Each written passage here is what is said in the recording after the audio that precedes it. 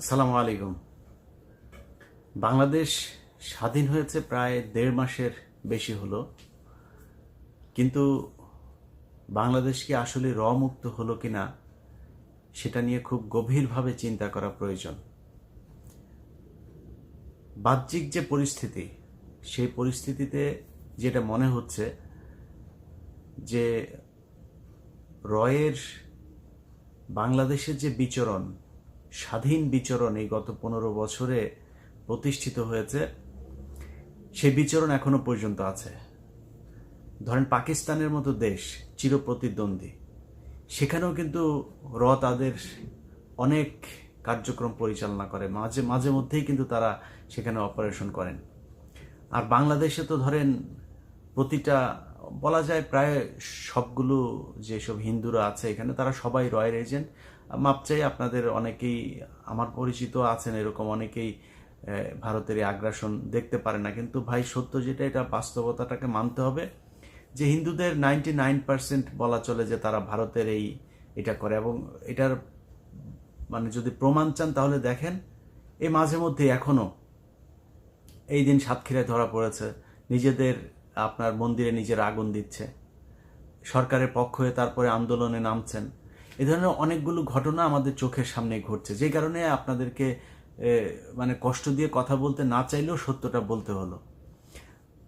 তার সাথে আছে আওয়ামী লীগ, এরা সবই এক একটা রয়ের এজেন্ট। কারণ আওয়ামী লীগ এমন একটা দল, এরা সেই জন্ম থেকে, এটা কি শেখ মুজিবের যে এটা বলা হয়ে থাকে, এটার ছোটোখাটো প্রমাণও অনেকেই উপস্থাপন করেছেন যে শেখ মুজিবের বাপ ছিল হিন্দু এবং শেখ মুজিবের নাম হচ্ছে দেবদাস চক্রবর্তী। তার মায়ের বৈবাহিক যে সম্পর্ক, তার আগেই তিনি তাকে গর্ভে নিয়েছিলেন। এরপরে তাকে আপনারা জানেন যে সেই অরুণ কুমার টুমার, এগুলোর ব্যাপার, ওইটা নিয়ে কথা বলতে চাই না। তো এই শেখ মুজিব যে মানে রক্তটা যেহেতু ওইখানকার, সেই কারণেই কিনা জানি না তাদের ভারতের প্রতি একটা টান আছে, এবং সেই টান থাকার কারণে তারা সবসময় ক্ষমতায় আসার আগে ভারতের হয়ে, তারপরে শেখ মুজিব আপনার সেই 10 জানুয়ারি দেশে আসার আগে সে হয়ে আসলো কলকাতা, দিল্লি। আবার সেই শেখ মুজিব ওইখান থেকে তাদের সেই সংবিধান, তারপরে স্বাধীনতার ঘোষণাপত্র সব বাদ দিয়ে ইন্ডিয়া যেভাবে তাকে বলল সেভাবে ইন্ডিয়ান সংবিধানের আদলে যেভাবে বাংলাদেশের সংবিধান শুরু হলো। তো সব কিছু মিলায়ে 2009 সালেও যখন শেখ হাসিনা 8 সালে যখন ক্ষমতায় এসে, আসার পরপরই এই যে কথিত বিডিআর বিদ্রোহের নামে যে সেনাবাহিনীর অফিসারদেরকে হত্যা করা হলো, এগুলো সবই সেই ভারতের চাল। সো এরা জন্মগতভাবে, এই দলটা হচ্ছে এই ভারতের পয়দা, এবং তারা সবসময় ভারতের হয়েই বাংলাদেশের মানুষের বিরুদ্ধে কাজ করে, যেটা এই গত 15 বছরের সবচাইতে বেশি ঘটেছে। এখন সেই ঘটনার পরে কি হলো, এখন দেখেন প্রতিটা জায়গায়, একদম গ্রাম থেকে শুরু করে গণভবন, বঙ্গভবন পর্যন্ত সব জায়গায় রয়ের বিস্তৃতি লাভ করেছে। আপনি যদি এই গেল কয়েকদিন ধরে ধরেন ডক্টর কনক সারোয়ারের সহ আরও অন্যান্য যেসব বিভিন্ন জায়গায় ইউটিউব, ফেসবুকে আপনারা যদি কিছু ঘটনা দেখেন, এবং ইদানিং তৃতীয় মাত্রাতেও আপনারা বেশ কয়েকটা প্রোগ্রাম দেখেছেন জিল্লুর ভাইয়ের এখানে, সেখানে একদম স্পষ্ট, যদি এই সেনাবাহিনীর কথাগুলো আপনারা যদি শুনে থাকেন, এই ব্যাপারে কারো একটা শিশুরও কোনো সন্দেহ থাকার কোনো কারণ নাই যে বাংলাদেশটা গেল 15 বছর ধরে ভারত চালিয়েছে।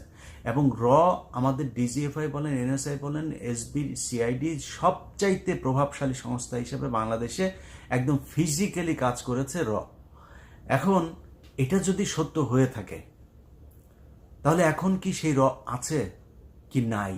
তাদেরকে সরানোর জন্য কি কোনো ব্যবস্থা নেওয়া হয়েছে, নাকি তারা এখনো কার্যক্রম পরিচালনা করে যাচ্ছে?